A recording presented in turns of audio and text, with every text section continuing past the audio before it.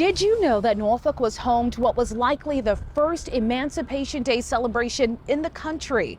I'm Jessica Larche in downtown Norfolk, and historians say that on January 1st, 1863, thousands gathered here at First Baptist Church, Butte Street, to begin a parade to celebrate the beginning of the end to slavery in our country. These are images of the parade. The New Journal and Guide newspaper publisher Brenda Andrews, Norfolk's famous Excelsior band. Rolls through digital records. Thousands of people would show up. Of the historic Hampton Roads paper's coverage of Norfolk's Emancipation Day Parade. Black reporters and photographers and photojournalists and have been a part of keeping this important documentation of Black history. And that's what the Journal and Guide has done for 126 years. These images, I think this is Boy Scouts. Boy Scouts are from the paper's 1937 coverage. It was something people looked forward to. A closer inspection of the paper's reporting, First Emancipation Parade in Norfolk uncovered, reveals Norfolk's Emancipation Day Parade. This particular issue of the paper was January 6th, 1917. Began in 1863. And then it says 54th anniversary happening in Norfolk. So if we do the math, that brings us back to 1863. It sure does. You see, the Journal and Guide was founded in 1900, and in 1926, a local citizen shared an original record of the 1863 celebration.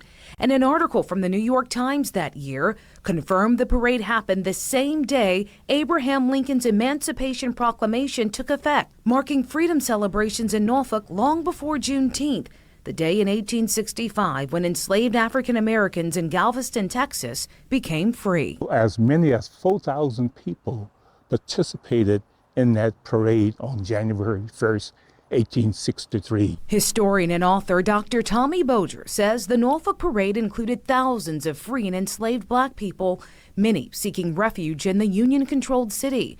He says they gathered near First Baptist Church, Butte Street, and finished more than a mile away on East Princess Anne Road. This is a spot where the parade ended at Elmwood Cemetery, where they burned Jefferson Davis in effigy. A bold message to the Confederacy's leader. What you might say a caricature of Jefferson Davis, a uniform with perhaps filled with straw in the hat.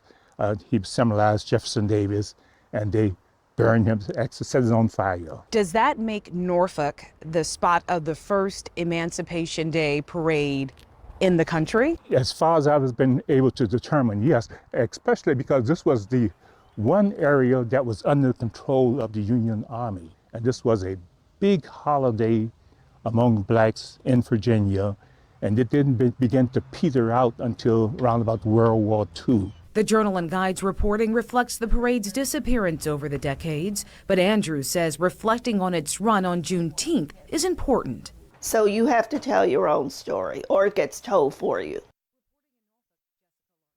And that is very true. Yes, it is. I have to thank Ms. Andrews and Dr. Boger for really digging into that history for us. But I learned about this a couple of years ago, and I said, wait, there was an Emancipation Day parade in Norfolk on January 1st, 1863. And so again, it was a large celebration. Thousands would gather for several decades until it started to peter out. And there have been groups that tried to bring it back. And so we'll see now with this renewed energy for Juneteenth, will that mean the Norfolk Emancipation Day Parade will make a comeback? We'll see.